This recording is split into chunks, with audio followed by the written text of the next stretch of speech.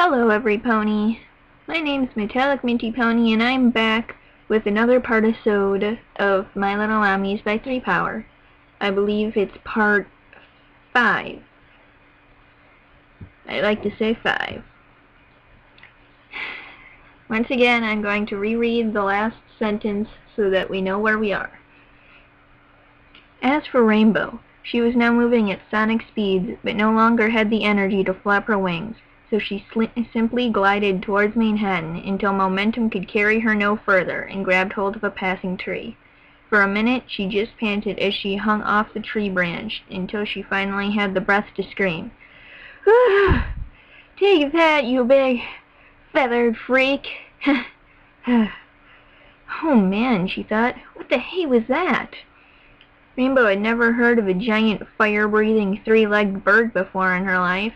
But what scared her most was about the timing. I encountered a giant monster seconds after leaving a shrine devoted to the father of all monsters? Rainbow thought. Coincidence? Unlikely. She looked towards Manhattan.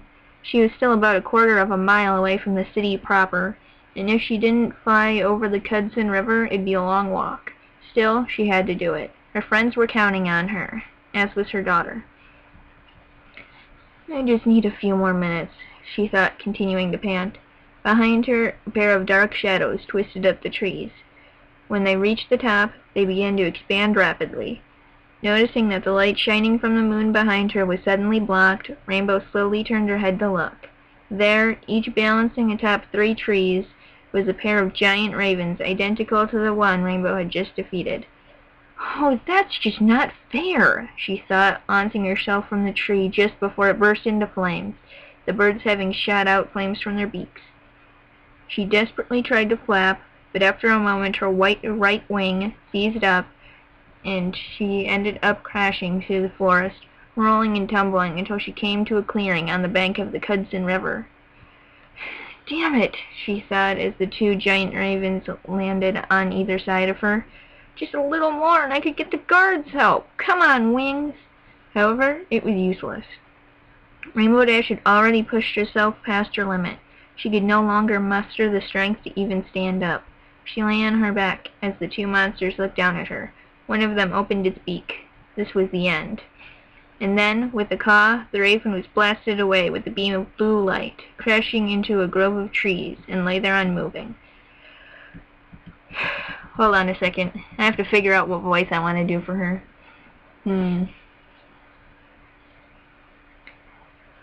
Okay. Foul beast! Foul beast!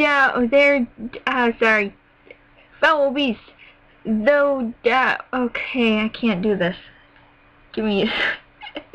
You're just so silly. I can't do this with a straight face. "Foul beast! Thou dare pollute our night with thy presence!" Princess Luna belted out in the royal Canterlot voice as she swooped down from above, her eyes burning white with anger, even as she gathered magic in her horn.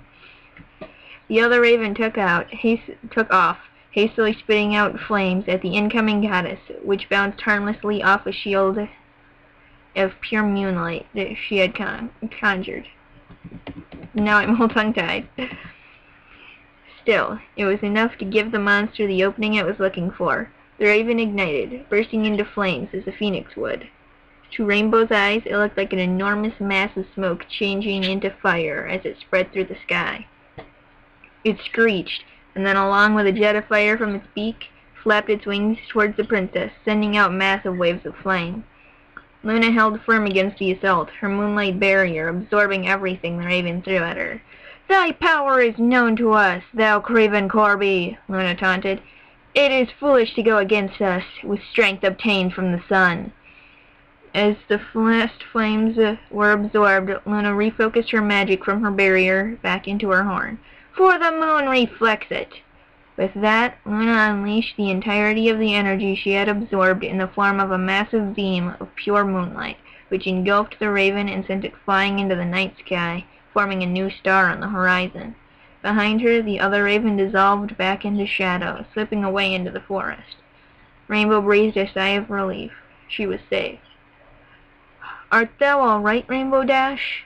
Luna asked as she landed next to the exhausted Pegasus. We saw that burst of chromatic light and came to investigate."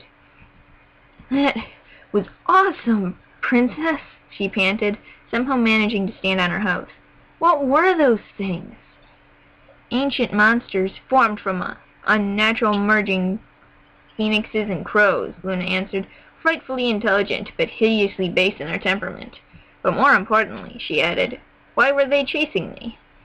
As she recovered, Rainbow did her best to explain the events of that night, their mission, the foes, the attack, everything. "I see," Luna said simply when Rainbow had finished. "So Sleipnir's machinations? I don't know that word. I really need to expand my vocabulary. A lot of these words in this fanfic don't make sense to me." "Still managed to curse good ponies to this day." I guess," Rainbow said. "Anyway, I've got to—" Whoa! Rainbow took a step forward and suddenly found her vision blurring and consciousness fading. Luna quickly reached out with her magic to stop her from falling, jolting Rainbow back into consciousness. "Thou art injured and exhausted," Luna explained. "We will fly thee to Spike, so that he may contact our sister, and then thee will rest." She took off, levitating Rainbow along next to her. "Princess, I've got to get back there," Rainbow objected. "Thou needn't worry, Rainbow Dash," Luna answered with a smile. "From this day forward, thy friends and thy daughters are under my protection." And that is the end of Chapter 2. Let me see how much longer I have on my recording. Oh, I have a long time left on my recording. Just wait until Chapter 3 loads, and I shall continue. Maybe I should pause the recording. I'm back now. Chapter 3. The Spider. Spike was beginning to worry. The girls were due back an hour ago, and there hadn't been any sign of them. He knew it was silly. When they had told him what time they had expected to return, it was just that, an expectation. Just because they were an hour overdue, it didn't mean that they had been devoured by timber wolves, or kidnapped by evil cultists, or any other of the fanciful scenarios he had been involuntarily thinking up, even as he lounged on one of the hotel beds, munching on a topaz he had, with some difficulty, managed to procure from room service. He looked over at the fountain pen and scroll lying on the bedside table next to him. He stared at it intensely for a few seconds before ultimately shaking his head and turning back to his snack. No, not yet, he thought. He had remembered the last time Twilight hadn't come home on time, and he panicked. It was back when she was enrolled in the Magic Academy. The usual daily routine for Twilight back then was to come home from class, do her homework, do independent research until bedtime, and then finally sleep. So when one day Twilight didn't come home, he went crazy with worry. For the first few hours he ran around Canterlot, searching the handful of locations Twilight frequented when she wasn't in her dormitory suite. Donut Joe's, the park, the Royal Canterlot Library. No pony had seen her anywhere. So he did what any sensible baby dragon would have done. He sent a letter to Celestia telling her Twilight had been full-napped. Several hours and one top-to-bottom search of Canterlot by the Royal Guard later, a furious Twilight Sparkle stood before Spike, along with a certain pony princess that was enjoying the situation a little too much, once everything turned out to be fine, of course. According to Twilight, some friends had invited her to study with them, and she had been in their dorm room the whole time, right up until the heavily armored Royal Guard ponies broke down the door and tackled every pony to the ground. Unfortunately for Spike, the first words that came out of his mouth in response to this was, "You have friends?" She didn't speak to him for a week. For that whole period, she only came home late at night, and always went straight to bed the moment she walked in the door. It continued like that for days, until, one particular night, things changed. Spike had heard her come in that night, like he always did. No matter how mad she was at him, he couldn't get to sleep until he knew she was home. He was curled up in his basket, pretending to sleep, when he walked into the room. Without a word, she walked up to him, gently levitated him into the air, and carried him over to her bed. Spike, unsure of what was going on, kept feigning sleep even as Twilight gently placed him under the covers and then climbed under them herself.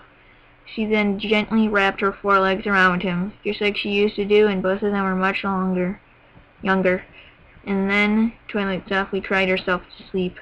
It turns out that his hastily spewed words were on Mark after all. Twilight's friends were just using her to do their schoolwork for them while they goofed off during their study sessions. In hindsight, Spike thought getting tackled by the Royal Guard was an appropriate punishment for those ungrateful mares. Still, that hadn't meant his actions in sending that letter to the princess were justified. Even if the girl's tardiness worried him, it was important for him to have faith in Twilight and the others. Even so, he was going mad with worry, and just wished the universe would send him some sort of sign, some information that he could use to determine whether or not the girls were okay or not. That's when the rain boom hit. I think I might end my recording here. I was planning on starting to read another fan fiction soon, and I think I'll get working on that just about now because I don't have long before people wake up and I won't be able to record anymore, so subscribe for more, like if you enjoyed. I will put up the next part soon. My name is Metallic Minty Pony. Goodbye.